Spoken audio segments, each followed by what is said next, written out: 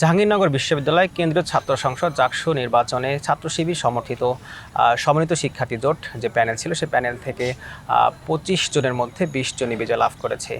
সেই প্যানেলের সংরক্ষিত নারী এজিএস যিনি বিজয় লাভ করেছেন আয়েশা সিদ্দিকা মেঘলা, তিনি আমাদের সাথে আছেন। আমরা তার কাছে জানবো জাকসু নিয়ে তার পরিকল্পনা কি। আয়েশা সিদ্দিকা মেঘলা, আপনাকে মিরর নিউজের পক্ষ থেকে অভিনন্দন। ধন্যবাদ। আমরা প্রথমেই আপনার কাছে জানতে চাইবো যে সম্পূর্ণ নির্বাচনী যে জার্নি এটা কেমন ছিল? সম্পূর্ণ নির্বাচনের জার্নি আসলে যতটুকু ভেবেছিলাম যে কঠিন হবে তার থেকে অনেক বেশি কঠিন ছিল। আমাদের সকাল ৮টায় বের হতাম, রাত্রে ২টা বাজে হলে ঢুকছি এরকম। সকালবেলা হলের মেয়েদের হলের নিচে লিফলেট দিতাম, তারপর সকালবেলা ডিপার্টমেন্টগুলোতে মুভ করতাম, বিকালবেলা এখানে বাস দাঁড়ায় শহীদ মিনারে, এখানে বাস পর্যন্ত থাকতাম। এরপরে ১ ঘন্টা হয়তো বা ফ্রেশ হওয়ার সময় হতো, কোনো দিন এমন হতো যে আর রুমে যাওয়া সম্ভব হয়নি। তারপর আবার সন্ধ্যা থেকেও ছাত্রী হলগুলোতে যাওয়া শুরু করতাম। তো আমরা প্রথমে ভেবেছিলাম যে শিবির সমর্থিত প্যানেল দেখে, যেহেতু আমাদের ক্যাম্পাসে মুক্তমনা শিক্ষার্থীর সংখ্যা খুবই বেশি, তারা আমাদেরকে গ্রহণ করবে না। কিন্তু আমরা যখন ফ্যাকাল্টিগুলোতে এবং হলগুলোতে যাওয়া শুরু করি, আমাদের যে একটা ভুল ধারণা ছিল সেটা ভেঙে যায়। দেখি যে শিক্ষার্থীরা, বিশেষ করে সায়েন্স ফ্যাকাল্টির শিক্ষার্থীরা, তারা খুব সুন্দরভাবে আমাদের গ্রহণ করছে। এবং যখন হলগুলোতেও যাচ্ছি, তারা বলতেছে যে আপু আপনারা এত দেরি করে কেন আসছেন, আমরা তো প্রথম দিন থেকে আপনাদের জন্য অপেক্ষা করছি। এবং এমনও এক ঘটনা ঘটেছে আমার সাথে যে একজন হলের প্রার্থী, যে হল সংসদে নির্বাচন করতেছে, তার প্রতিদ্বন্দ্বী আছে, কিন্তু সে তার নিজের প্রচারণা বাদ দিয়ে আমাদের কাছে চলে আসছে আমার একটা লিফলেট নেওয়ার জন্য। এই জিনিসগুলো আসলে খুবই ভালো লেগেছে। আর এছাড়া বিভিন্ন সাইবার বুলিংয়ের শিকার হতে হয়েছে, স্ল্যাট শেমিংয়ের শিকার হতে হয়েছে। এগুলোর জন্য প্রথমে একটু মানসিকভাবে ভেঙে পড়েছিলাম, কিন্তু পরবর্তীতে মনে হলো যে আসলে মানুষ গাছ থেকে আসলে কাঁচা আম পারে না, আসলে পাকা আমটাই পারে। তো যে যোগ্য আসলে তাকেই নিচে নামানোর জন্য এই ধরনের অপপ্রচার চালানো হয়। আপনি বলছিলেন যে আপনি স্লাট শেমিং এর শিকার হয়েছেন, এই জার্নিটা কেমন ছিল? আমি যখন প্যানেলে জোটবদ্ধ হব তার আগে থেকেই আলোচনায় চলে আসে যে আমি প্যানেলে জোটবদ্ধ হচ্ছি। তো সেখান থেকে বিভিন্ন আমার পোস্টের কমেন্টে, ইনবক্সে কিংবা পেজ থেকে অনেক নোংরা বা ট্যাগিংগুলো, প্রথমে ট্যাগিং দেওয়া শুরু হয়, এরপর থেকে ব্যাশিং শুরু হয় এবং পার্সোনাল অ্যাটাক শুরু হয়। যেমন আমি আমাদের বিশ্ববিদ্যালয়ের একটি পেজে, একটি গ্রুপে যখন সাইবার বুলিংয়ের এগেইনস্টে একটা পোস্ট করি, সেখানে কিছু মানুষ আমাকে মানে তাদের রিয়েল আইডি থেকে সাইবার বুলিং করে ফেলে এবং বলে যে আমি যে প্যানেলে জোটবদ্ধ হয়েছি এটা আমার জন্য কাম্য। এবং আমি যদি বলি যে এত নোংরা নোংরা কথা এর পরবর্তীতে আসা শুরু করে, কখনো আমাকে পুরুষের লিঙ্গের সাথে তুলনা করা হচ্ছিল, পর্ন তারকার সাথে তুলনা করা হচ্ছিল, তারপরে বলা হচ্ছিল যে আমি নেতাদের রাতের খাবার, এই টাইপের অনেক নোংরা নোংরা কথা ছিল। এবং এই কথাগুলো কিন্তু নির্বাচনে জয়ী হওয়ার পরেও আসছে, এখনও আসে কমেন্ট বক্সগুলোতে। তো যখন এগুলো নিয়ে আমরা প্রশাসন বরাবর, প্রক্টর স্যার বরাবর যখন একটা স্মারকলিপি দেই, প্রতিবাদ লিপি দেই, তখন স্যার এখানে কোনো আসলে ভূমিকা পালন করেনি। তারা শুধু বলে যে আচ্ছা আমরা দেখতেছি বা তোমরা ধৈর্য ধারণ করো, কিন্তু তারা যে একটা অ্যাকশন নেবে এটা থামানোর জন্য এ ধরনের কোনো ব্যবস্থা তারা নেয়নি। এবং সেটা যে শুধু আমি হয়েছি তা না, আমাদের অনেক প্রার্থীরা এ ধরনের সাইবার বুলিংয়ের শিকার হয়েছে। আপনি যেমনটি বলছিলেন যে রাতের খাবার, পর্ন তারকার সাথে তুলনা করা হয়েছে, এইসব কিছু যখন করা হচ্ছিল তখন আপনার পরিবার থেকে কোনো চাপ ছিল কিনা যে নির্বাচন থেকে সরে দাঁড়াও তুমি? না, এই ধরনের আমার ফ্যামিলিতে আমার আব্বু আম্মু এগুলো দেখেনি, কিন্তু মানে আমি হয় কি যে আমি ফেসবুকে একটা পোস্ট করি, পোস্ট করার পর আমি আর কমেন্ট বক্স দেখি না, কারণ কমেন্ট বক্স প্রচণ্ড নোংরা থাকে।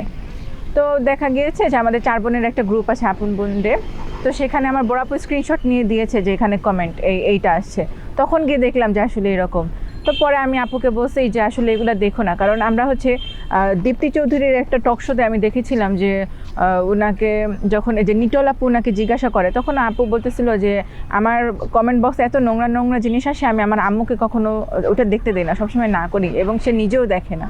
তো এই জিনিসটাই আমি আপুদের বুঝাইছি যে আসলে মানুষ এইরকমই, মানুষ এরকম না মানার চেষ্টা করে, তো এগুলো আর দেখো না।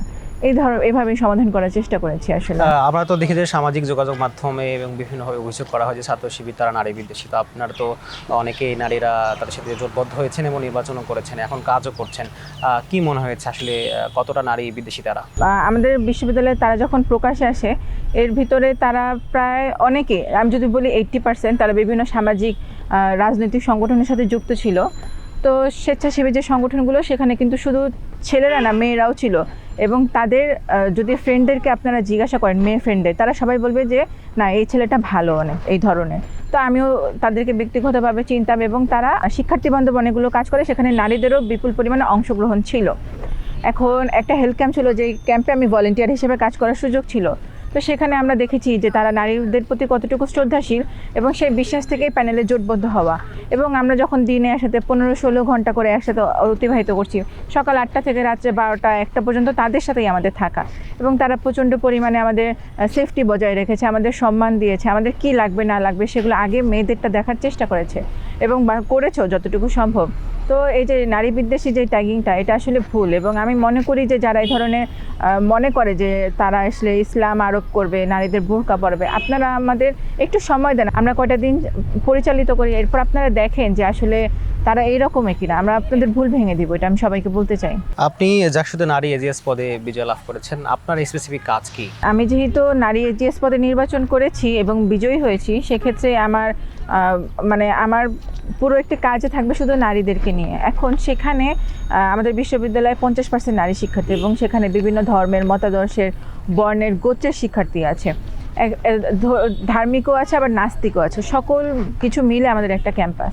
তো সর্বপ্রথম যেটা চেষ্টা করবো নারীর নিরাপত্তা বাস্তবায়নে, সেটা যদি সিসি ক্যামেরা একটু বাড়িয়ে করতে হয়, বা সাইবার বুলিং সেল, আমাদের বিশ্ববিদ্যালয়ে একটা যৌন নিপীড়ন বিরোধী সেল আছে, কিন্তু সেটা কার্যকর না তেমন একটা, সেটা কতটুকু কার্যকর করা যায় এবং এটার ভিতরে সাইবার বুলিং সেল গঠন করা যায় কিনা বা আলাদা করা যায় কিনা। নারীর নিরাপত্তা সর্বপ্রথম থাকবে, তারপর নারীর পোশাকের স্বাধীনতা থাকবে, মতাদর্শের স্বাধীনতা থাকবে, ব্যক্তি স্বাধীনতা থাকবে, চলাফেরার স্বাধীনতা থাকবে। এই বিষয়গুলো আমরা সর্বপ্রথম অগ্রাধিকার দিব। যদি বলি যে নারীদের ছাড়াও আসলে আপনার অন্য কোনো কাজ করার সুযোগ আছে কিনা? জি, আমি তো নারী প্রতিনিধি হয়ে এসেছি, কিন্তু তার মানে এই না যে শুধু নারীদের নিয়ে কাজ করব। নারীদের বাহিরেও আমাকে যদি অন্যান্য জায়গা থেকে হেল্প করতে হয় এবং আমি দায়বদ্ধ সে জায়গায় কাজ করতে, যেহেতু আমি একটা জাকসু প্রতিনিধি, এবং জাকসু প্রতিনিধি মানে সকল শিক্ষার্থীর প্রতিনিধি, এবং সকল শিক্ষার্থীর চাওয়া আমাকে পূরণ করতে হবে। সেক্ষেত্রে সেটা শুধু নারীদের চাওয়া না, সেটা আমি পুরুষদের চাওয়া বাস্তবায়ন করব। আমরা তো জানি যে যারা এখন ছাত্র সংসদে বিজয়ী হয়েছেন তাদেরকে সবাই এমনভাবে গ্রহণ করছেন যেন জাতীয় সংসদে তারা বিজয় লাভ করেছেন। তো আপনার ক্ষেত্রে এই অভিজ্ঞতাটা কেমন জানতে চাই? আমার ক্ষেত্রে এই অভিজ্ঞতা, আমি যে আমার সেকেন্ড যে ছিল, যিনি ভোট পেয়েছে, তার থেকে ডাবল ভোট পেয়ে আমি বিজয়ী হয়েছি, এবং আসলে আমি ভাবিও নাই যে আমি 3400-র উপরে ভোট পাবো। তো সেখান থেকে সবাই, আর এটা একটা বলবো যে 33 বছর পর আসলে জাকসু নির্বাচন হয়েছে। মানে এই আমাদের যত শিক্ষার্থী আছে তারা আসলে কেউ কোনো দিন দেখেই নাই যে একটা ছাত্র সংসদ নির্বাচন কিভাবে হয়। বিভাগীয় সংসদগুলো হয়েছে ফ্যাসিস্ট পতনের পরে, কিন্তু এটা একটা বড় গণ্ডির ভিতরে হয়েছে। তো শিক্ষার্থীরা সামনে একটা জাতীয় নির্বাচন হবে, তো নির্বাচনের আগে শিক্ষার্থীরা বলতেছে যে যৌবনের প্রথম ভোট জাকসু বা রাকসু সবার, রাকসু চাকসু এগুলোও হচ্ছে। তো তারা এটার একটা শর্ট ভার্সন দেখছে যে আসলে নির্বাচন বোধহয় এইরকমই হয়। তো তারা আবার তাদের প্রচেষ্টাও আছে যে আমরা আবার হয়তো বা সংসদে নির্বাচন করব, এই ধরনের তারা ভাবছে। তবে আমরা এখন ওই বিষয়ে আর কি ভাবিনি। ব্যক্তিগতভাবে আপনার ভবিষ্যতে রাজনীতিতে আসার কোনো সুযোগ যদি বলে আছে কিনা? রাজনীতিতে আসার সুযোগ, আমি আসলে বিশ্ববিদ্যালয়ে 3.5 বছর সাংবাদিকতা করেছি এবং অ্যাক্টিভিজমও করেছি। তো আমার সবসময় চাওয়া ছিল যে শিক্ষার্থীদের জন্য কিছু করা। যখন সাংবাদিকতা করতাম তখন কাগজে লিখে গিয়ে প্রতিবাদ করতাম, আর যখন অ্যাক্টিভিজম করতাম তখন হাতে মাইক নিয়ে প্রতিবাদ করতে হয়েছে। সবসময় সেন্ট্রালে ছিল যে আমার শিক্ষার্থীদের জন্য কাজ করতে হবে, এবং শিক্ষার্থীদের জন্য আমাদের বিশ্ববিদ্যালয়ে অনেকগুলো আলাদা আলাদা রাজনৈতিক সংগঠন আছে, ডানপন্থী, বামপন্থী, মধ্যমপন্থী, সব কিছু আছে।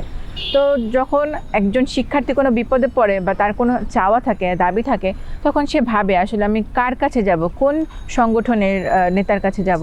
তো এই জন্য এখান থেকে যখন দেখলাম যে জাকসু হচ্ছে, যেটা একটা কেন্দ্রীয় সংসদ, আমার মনে হয়েছে যে আমার এখানে পার্টিসিপেট করা উচিত। তাহলে শিক্ষার্থী জানবে যে এখানে এসে মেঘলার কাছে আসা যাবে, মেঘলা আমার প্রতিনিধি এবং মেঘলা আমার দাবিগুলো পূরণ করবে, সেখান থেকে এখানে আসা। জাকসু যে একদম অরাজনৈতিক সেটা বলবো না, কিছুটা রাজনৈতিক কিছুটা অরাজনৈতিক, কারণ আমরা রাজনৈতিক প্যানেলগুলো থেকেই জোটবদ্ধ হয়েছি। কিন্তু সেখানে আমরা দেশের বৃহত্তর স্বার্থে হয়তো বা কাজ করতে পারছি না, আমরা বিশ্ববিদ্যালয়ের স্বার্থে কাজ করছি।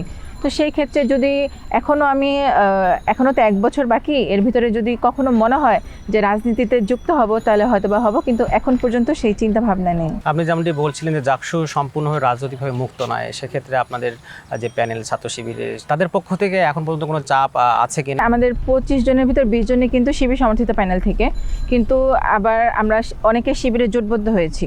আমরা শিবিরের না, কিন্তু শিবিরের সাথে জোটবদ্ধ হওয়া, সেক্ষেত্রে হয়তো বা যেহেতু একটা অনেক বড় অংশ একটা জায়গা থেকে, সেই জায়গা থেকে আমাদের ভিতরে হয়তো বা কিছু রান করবে, কিন্তু আমরা তো আসলে শুধু এই কয়জনের প্রতিনিধি না, আমরা বিশ্ববিদ্যালয়ের সকল শিক্ষার্থীর প্রতিনিধি।